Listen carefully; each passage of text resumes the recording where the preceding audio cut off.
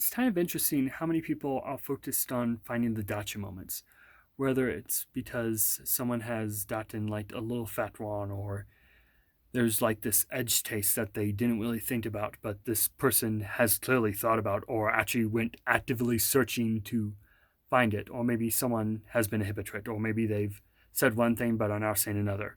But anyway, there are people who will look for those edge tastes in order to have that gotcha moment. And again, sometimes you need to point that out, but there are two different ways to point it out. There's kind of like when you go to a person privately, in a sense, and be like, hey, what's going on here? And again, this is based on having a relationship, which social media doesn't really present that opportunity. We just get people's random thoughts, in a sense, and then we share our random thoughts in response.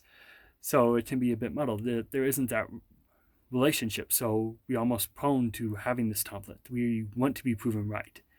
And the thing about trying to prove yourself right is that the more you kind of think you're winning the argument, the more you are actually pushing the other person away.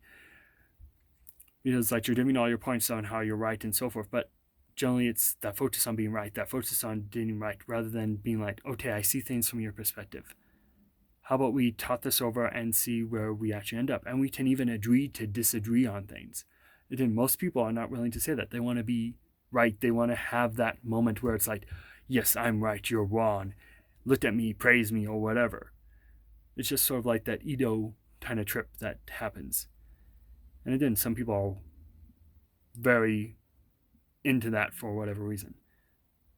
But again, with storytelling, we can kind of see what happens when we don't communicate. Again, how many things are a result of bad communication. Like it can be a tragedy that happens because people actually didn't talk together, or it can be the romantic relationship is hitting the speed bump because they didn't actually discuss what was going on. They just saw things and assumed.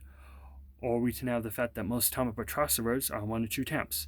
They're either fighting a bit bad to prevent the end of everything, or they are fighting each other because two people can't really talk things out and hash through their different perspectives.